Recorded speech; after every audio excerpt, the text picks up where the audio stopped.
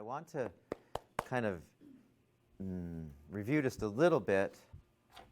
We said last time that the fight or flight response kind of looks like this, where we said that all, so time's moving this way, and we're at homeostasis, right?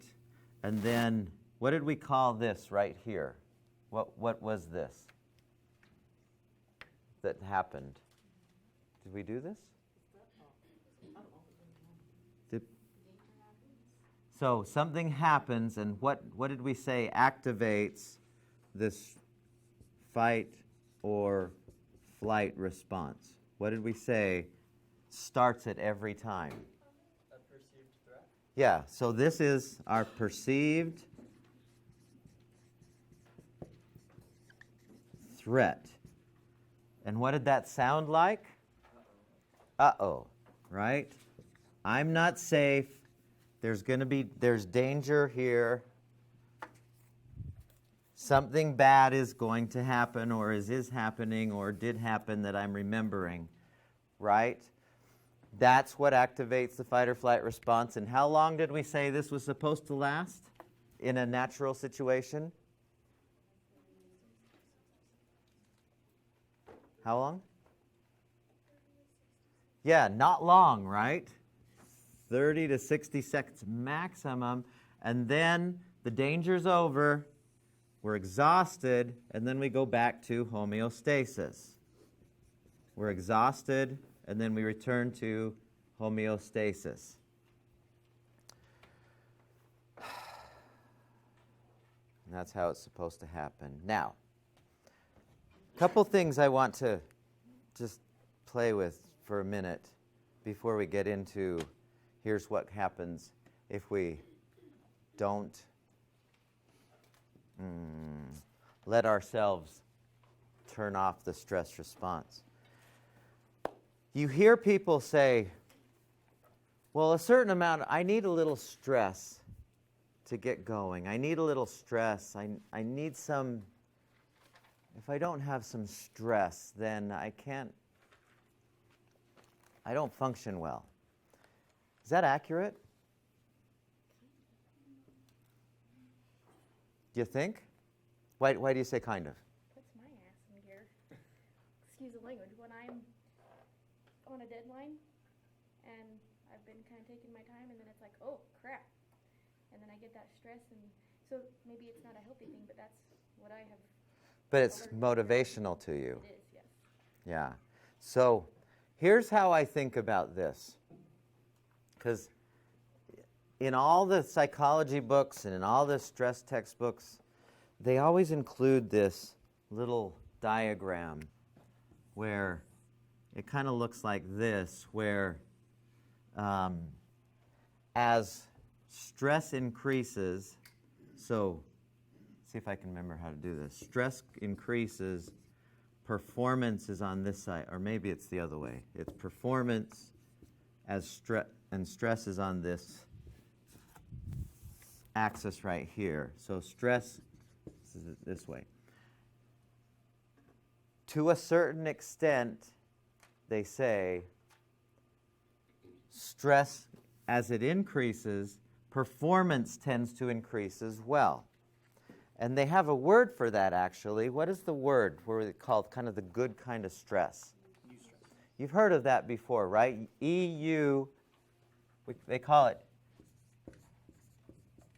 eustress. And what does the prefix EU stand for?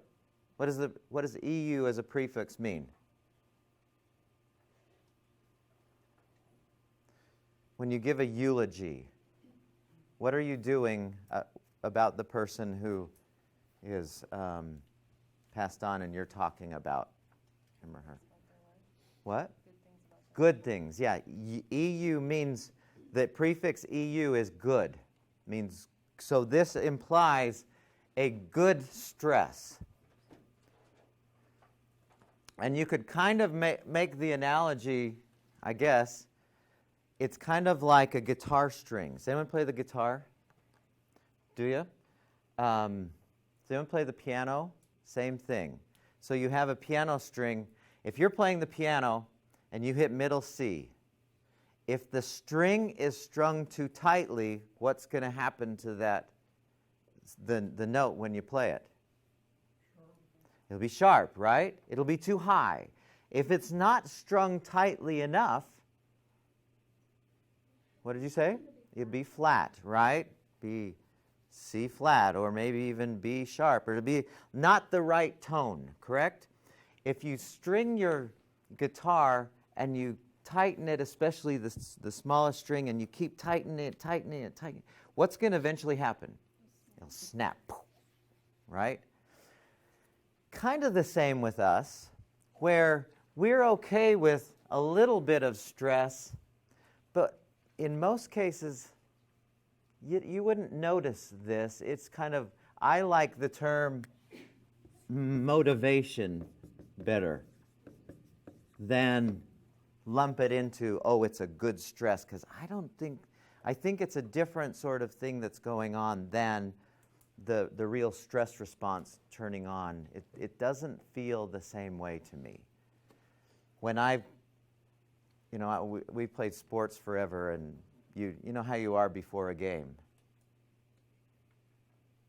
That pre-game jitters, and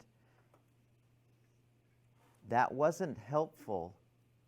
Like, I don't know if any of you watched, there were lots of football games this weekend. College football started. And you'd see the quarterback, first time, he drops back to pass, and he throws it, and where does it go? Boo! Just shoots over the guy. He's got too much energy, too much adrenaline, the wrong muscles are firing. Even when he would call that, oh, it's good stress, but still the wrong muscles it's halfway into the first quarter before he's making his passes perfect, because now the right muscles are firing. The passing muscles, instead of the fight or flight running and fighting muscles, are firing. So I kind of have a problem with this, but be that as it may, we hear this and we see this in books all the time. But here's what happens is, at a certain point, as stress continues to increase, performance goes down. And I would also include health goes down. And that's what I want to kind of show you today, as a little stress, okay, maybe a little, okay. But as it increases, it's not so good. And we all have experienced this, where we have different problems. That's what I want to go into today.